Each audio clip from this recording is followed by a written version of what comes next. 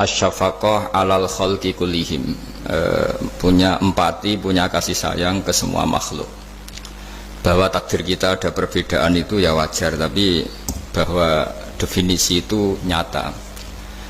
Tadi beliau menyebut termasuk satu saudara atau satu komunitas dengan makhluk-makhluk Allah yang lain. Pernah suatu saat Nabi memuji ada seorang nakal itu, diterima tobatnya Allah karena di jalan ketemu anjing, kemudian ngasih minum anjing itu dan Allah mengampuni. Meskipun secara hukum usul fikih tidak bisa digeneralisir, misalnya kalau minumin anjing 1 surga, kalau 100 tambah surga. Nanti lupa minumin manusia gara-gara kebanyakan minumin anjing gitu.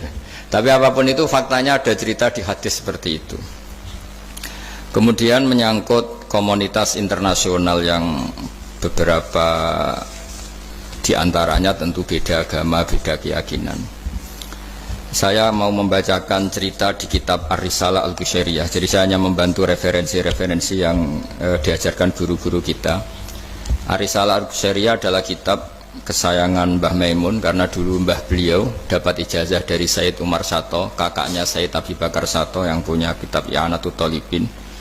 Dan kitab itu dibawa ke Indonesia sampai ke saya sebagai murid beliau. Di antara yang disebut dalam Ar-Risalah Al-Qushairiyah ini Thariqatu Ahlil Ilm, kitab Ar-Risalah Al-Qushairiyah itu. Saya baca nasnya atau ibaratnya atau teksnya. Sami'tu ba'dal ulama yaqulu istadofa majusiyun Ibrahim al-Khalil alaihi salam faqala bisyarti antuslima. Famarral majusiyu fa'awhawwahu ta'ala ilaihi mundu khamsina sanatan nut'imuhu ala kufri falau nawaltahu lukmatan min ghairi antutalibahu bitahyiri dini. Famado Ibrahim alaihissalam ala athari hatta adrakahu wa atadhara ilaihi fasalahu anisabab fadhakara lahu dhalik fa aslamal majusiyu. Jadi suatu saat Nabi Ibrahim itu kan terkenal Abu Duyuf, orang yang mesti menservis tamu-tamu itu. Kita tahu dulu itu tidak ada warung, tidak ada hotel, tidak ada, ya pokoknya tidak ada mall, sehingga kalau orang pergi itu kelaparan betul itu.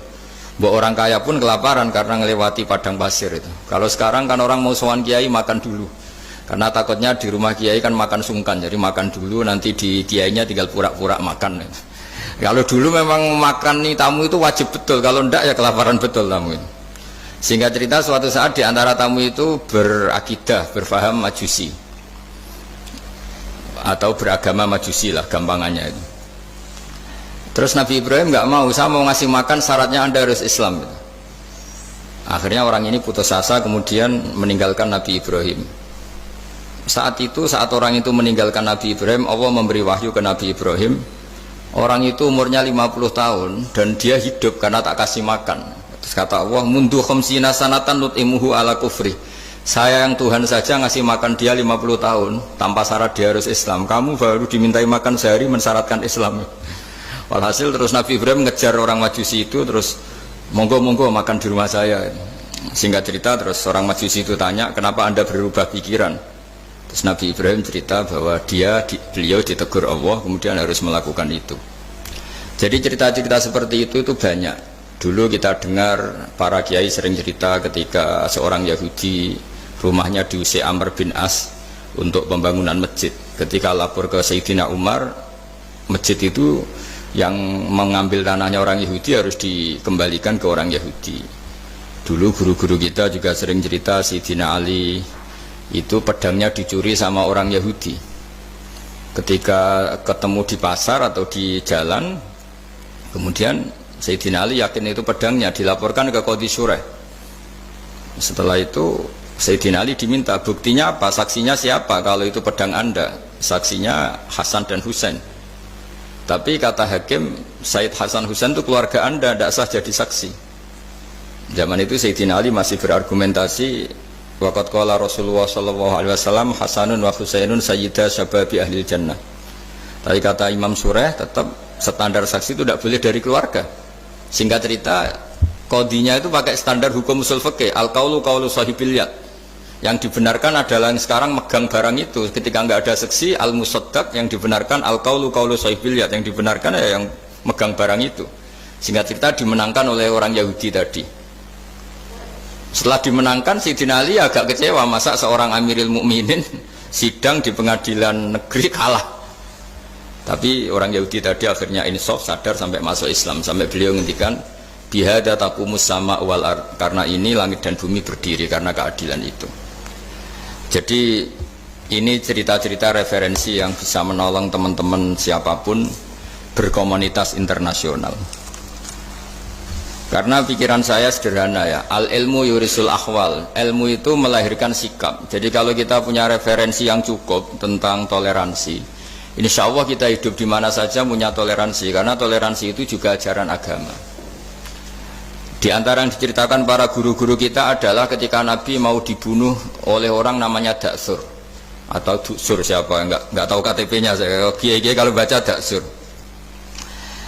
Ketika beliau sedang santai di satu tempat, tahu-tahu ada orang yang mengambil pedangnya kemudian bilang mayyamna'uka minni ya Muhammad, sekarang anda sama saya berdua, siapa yang bisa menghalangi kamu? Nabi dengan rileks menghentikan Allah. Kemudian si Daksur ini gemetar, pedang jatuh, kemudian diambil Nabi. Sekarang ya Daksur, mayyamna'uka minni, yang bisa menghalangi kamu siapa? Orang itu bilang la ahada, tidak siapapun. Nabi dengan gampangnya fa'afa anhu, Nabi memaafkan. Padahal ini jenis harbi, jenis orang yang jelas punya niat bunuh. Terus artinya kita-kita yang ngaji di pesantren, saya ngaji di Mbah Maimun, punya Bapak Kiai Nur Salim, semuanya ngajarkan bahwa di mana-mana perang kekerasan itu ya karena kita diperangin. Udina lilladzina yuqatalun, karena kita diperangi kita boleh perang. Qatilul ladzina yuqatilunakum. Jadi yang boleh kita perangi ya zaman kayak kita dulu dijajah Belanda, dijajah Jepang zaman itu. Ketika sudah tidak ada penjajahan, ya alasan itu sudah hilang karena mereka tidak merangi kita. Jadi apa ya, perang ya ada konteks rasionalitasnya, damai juga ada konteks rasionalitasnya. Tapi karena kita punya tradisi referensi, teman-teman yang di Jerman tak bantu, tadi ada kitab Arisal Al-Qusairia, terus ada beberapa cerita-cerita tadi kayak Daksur. Kalau ayatnya jelas ya, jelas qatilul ladzina yuqatilunakum wa in janahu lisalmi fajnah laha wa tawakkal 'ala Allah. Bahkan seperti yang diceritakan Profesor Quraisy tadi, yang sedang kita benci pun bisa saja suatu saat teman. Dalam surat Mumtahanah itu atau Mumtahinah ada ayat asawwau ayyaj'ala bainakum wa bainal ladzina adaitum minhum mawaddah. Bisa saja orang yang sekarang kamu benci suatu saat kamu cintai. Wallahu qadir, itu Allah Maha Kuasa. Dan tadi saya menambahkan yang dikatakan Profesor Quraisy tentang belajar. Dulu Nabi itu enggak puasa Asyura. Tapi ketika datang ke Medina, orang-orang Yahudi itu puasa Asyura. Coba tanyakan ke mereka, kenapa puasa tanggal 10? Terus mereka menjawab, yaumun najawwahu fi Musa, itu hari yang Allah menyelamatkan Nabi Musa. Terus fa'amara bisyami, kemudian Nabi menyuruh sahabat puasa. Artinya dulu itu segampang itu hidup, itu sesuatu yang baik apa, ya sudah ditiru. Meskipun kita tahu Nabi itu tentu mustaqil bil istihad, Nabi itu orang yang mandiri, tapi memberi percontohan kita betapa gampangnya kita seperti itu. Dulu ada seorang Yahudiyah meminta sama Sayyidah Aisyah dan dikasih. Ketika dikasih, dia mendoakan semoga kamu Aisyah selamat dari siksa kubur. Zaman itu Sayyidah Aisyah itu belum tahu tentang siksa kubur, sehingga beliau engkar, nggak percaya. Tapi setelah Rasulullah datang dan diceritanin Nabi, oh iya siksa kubur itu ada. Dan semenjak itu Nabi selalu isti'adah, minta perlindungan dari siksa kubur. Jadi dulu di komunitas-komunitas beda agama suatu yang benar ya dibenarkan. Makanya kaidah umum dalam interaksi antar agama itu la tusaddiquhum wa la tukadzibuhum, ya kamu jangan bilang iya, jangan-jangan enggak, ya jangan bilang tidak, jangan-jangan iya. Jadi aturan ilmunya jelas, la tusaddiquhum wa la tukadzibuhum. Ya artinya sesuai referensi ilmu lah, kira-kira begitu. Terus yang terakhir, ini saya mohon maaf sama komunitas di Jerman karena saya ini pura-puranya aja sibuk. Karena saya kira ini seberapa jam lagi saya ngajar ini. Nanti kalau saya tidak ngajar di sini yang ngundang agak-agak dosa. Jadi supaya sama-sama tidak dosa, ini saya ya nuruti jenengan. Tapi ya karena saya ngajar ini juga yang datang orang macam-macam. Ada yang Kalimantan, Sumatera mau ngaji di sini. Ini seberapa jam lagi saya ngaji Sahih Muslim. Yang terakhir ini di halaman Kitabu Adabil Ulfa wal Ukhuwah halaman 285 dalam Ihya juz 2. Jadi kitab saya juz 2. Mungkin kalau beda cetakan yang jelas ikut Kitabu Adabil Ulfa wal Ukhuwah. Di sini diterangkan oleh Imam Ghazali dengan beberapa riwayat yang disebut al-jiranu salasatun, bertetangga itu ada 3. Jarun lahu hakun wahid, ada tetangga yang punya hanya 1 hak. Wa jarun lahu haqqani wa jarun lahu salah satu hukukin.